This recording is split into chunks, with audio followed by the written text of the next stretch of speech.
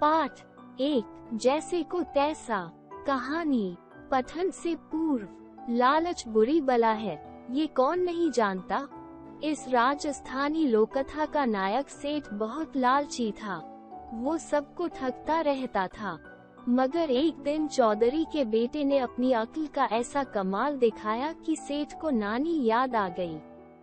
गांव का एक बूढ़ा चौधरी लकड़ियों से भरी गाड़ी लेकर करीब के नगर में बेचने के लिए आया। चौधरी की गाड़ी को नजर भरकर देखने के बाद एक सेठ ने पूछा, बाबा गाड़ी का क्या लेगा। चौधरी ने कहा, एक ही दाम बता दूं, पूरे 5 रुपए लूंगा, कमी बेशी मत करना। सेठ ने कहा, बाबा तूने कहा है तो गाड़ी के पूरे 5 ही दूंगा। चल जल्दी कर, मेरी हवेली तक तो चल। सेठ के साथ चौधरी उसकी हवेली गया। वहां पहुंचकर पहले गाड़ी में जुटे बैलों की गर्दन से गाड़ी का जुआ हटाया। बैलों को एक तरफ बांधा, फिर गाड़ी में रखी तमाम लकड़ियां निकालकर आंगन में रख दी। सेठ ने खुशी खुशी 5 रुपए दिए।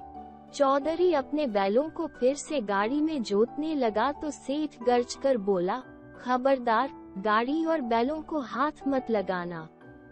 गाड़ी और बैलों की मैंने पूरी कीमत चुकाई है, अब ये मेरे हैं। मैंने तुझसे गाड़ी का मोल पूछा था या लकड़ियों का? जरा याद कर, मैंने कहा था कि बाबा गाड़ी का क्या लेगा? कहा था कि नहीं? तूने 5 रुपए मांगे, 5 से कम दिए हो तो बता। गाड़ी का मोल करते वक्त बैल जुटे हुए थे कि नहीं? सिर में सफेदी आ चुकी है, इसलिए सच बोलना। एक दिन सबको भगवान को मुंह दिखाना है। चौधरी को काटो तो खून नहीं। अटकते अटकते बोला, बैल जुटे हुए जरूर थे, पर सेठ जी मैंने तो लकड़ियों का दाम बताया था। गाड़ी बैल कहीं 5 रुपए में आते हैं। सेठ ने तपाक से कहा, पर मैंने तो गाड़ी का दाम पूछा था और गाड़ी के दाम देने की बात की थी। गाड़ी बैल 5 रुपए में आते हैं कि नहीं, ये तू जाने। आदमी की जबान एक होती है कि दो। अब चुपचाप चलता बन, नहीं तो धक्के मारकर निकलवा दूंगा। मेरे यहाँ झगड़ा टंटा नहीं चलेगा। चौधरी बूढ़ा था, अधिक चतुर नहीं था। गाड़ी छोड़ते हुए कलेजे पर आरा सा चलता था। सेठ के आगे हाथ जोड़े, गिड़गिड़ाया, उसके पांव में पगड़ी रखी, रोते हुए बोला, मेरे समझने में भूल हो गई। मैंने तो लकड़ियों का मोल बताया था। आप बड़े हैं, गरीब पर दया करें। पर सेठ के कान पर जूं भी नहीं रेंगी। वो अपनी बात पर अड़ा रहा। चौधरी को समझाया कि दुनिया में जवान से बढ़कर कुछ भी नहीं है। जबान से ही बरकत होती है। जबान से पलट जाए वो आदमी कैसा। ये तो सिर्फ गाड़ी बैल है, जबान से तो लाखों के वारे न्यारे होते हैं। अगर तेरी तरह सब पल पल में जवान पलटने लगे तो दुनिया का काम कैसे चलेगा। बेचारा चौधरी पांव घिसकता हुआ हवेली से निकला और अपने गांव आया। घर में पहुंचते ही बड़े बेटे ने पूछा, बाबा बैलगाड़ी कहाँ है? रास्ते में खराब तो नहीं हो गई? बहुत तकलीफ पाए होगी। बाबा ने खींचकर कहा, बैलगाड़ी तो ठिकाने लगी। तुम में दम हो तो कुछ करो। उस चतुर सुजान सेठ के आगे मेरी एक न चली। तकलीफ की क्या पूछते हो? ठेठ शहर से पांव रगड़ता आ रहा हूँ। चौधरी ने अपने बेटों को ब्यौरेवार पूरी बात बताई।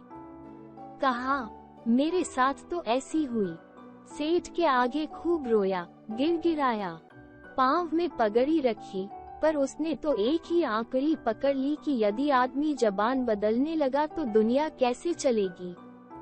मुझे तो बोलने ही नहीं दिया। चौधरी के 4 जवान बेटे थे। सुनकर उनकी आंखों में खून उतर आया। बड़े वाले 3 बेटों ने सुझाया, चलो हमें उस सेठ की हवेली दिखा दो, हम उसकी ईंट से ईंट बजा देंगे। उसकी इतनी हिम्मत कि यूं राह चलते गाड़ी बैल रख लिए। पर सबसे छोटा बेटा कुछ और ही सोच रहा था। वो बोला, मैं अकेला ही उससे निपट लूंगा, तुम्हारी बारी नहीं आएगी। कल मुझे दूसरी गाड़ी में लकड़ियां ले जाने दो। सेठ की जबान से ही उसे बांधूंगा। उसी का तराजू, उसी के बाट और उसी के भाव से उसका हिसाब चुकता करूंगा। चौधरी का चौथा बेटा बहुत होशियार था। सब जानते थे कि यह जो कहता है करके दिखाता है। दूसरे दिन वो सवेरा होने से पहले ही घर से रवाना हुआ और नगर के उसी चौक में गाड़ी खड़ी की। पिता ने उसे सेठ का हुलिया अच्छी तरह समझा दिया था।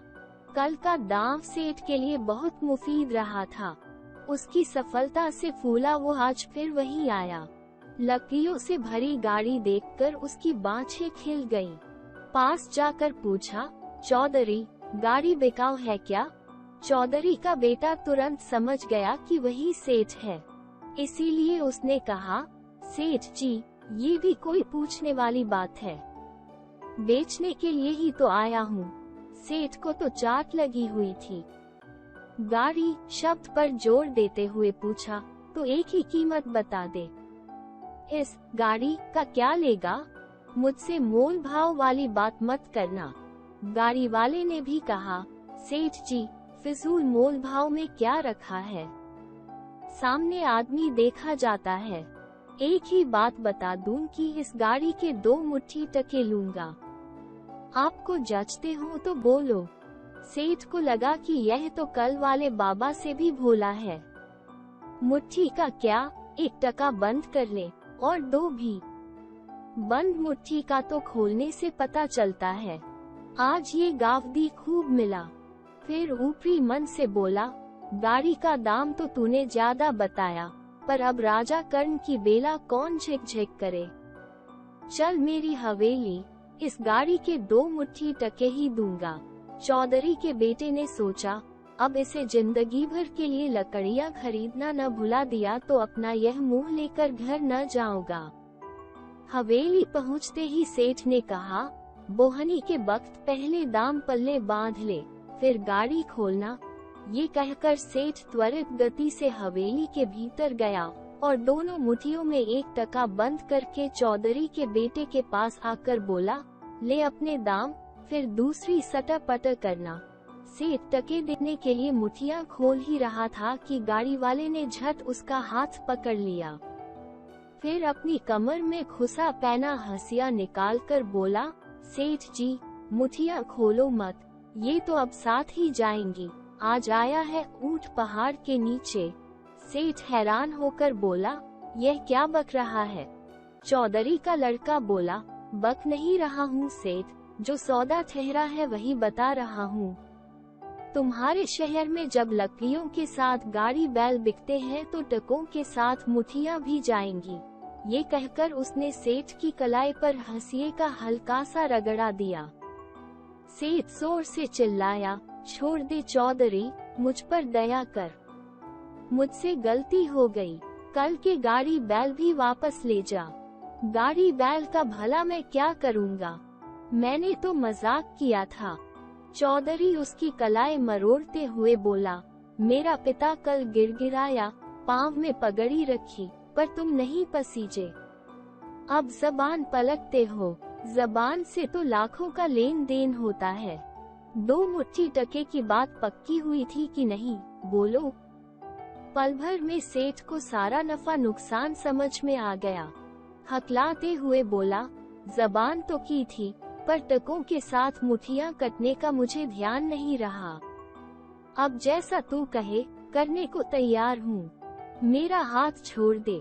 चौधरी उसकी नकल उतारते हुए बोला, ध्यान नहीं रहा? तुम्हें क्यों ध्यान रहने लगा?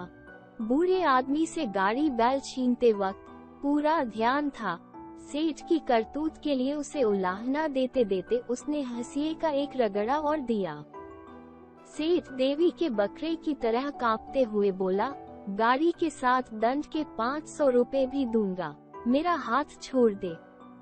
उसे कांपते देखकर चौधरी के बेटे को हंसी आ गई। वो सेठ का उपहास करते हुए बोला, इसी हिम्मत के जोर पर बेचारे भोले भोले लोगों को ठगते हो।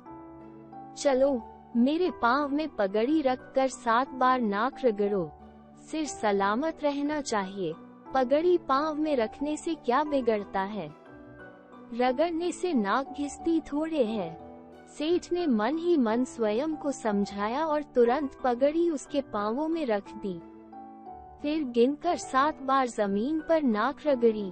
तब चौधरी के बेटे ने कहा, अब चुपचाप 500 रुपए लाओ और कल जो गाड़ी बैल हड़प लिए थे वे भी वापस करो। अगर इसमें ची चपड़ की तो हंसिए से आंतें निकाल दूंगा। सेठ तो फिर ऐसा मौन हुआ जैसे मुंह में गुड़ दिया हुआ हो। तुरंत 500 रुपए गिन दिए और पिछले दिन उसके पिता से हथियाए गाड़ी बैल भी लौटा दिए।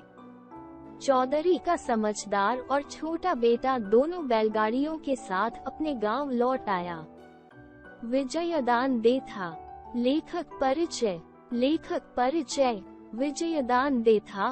विजी का जन्म 1 सितंबर 1926 को राजस्थान के जोधपुर जिले के बोरंदा गांव में हुआ था। इन्होंने राजस्थान की सैकड़ों लोक कथाओं का पुनर्लेखन किया है।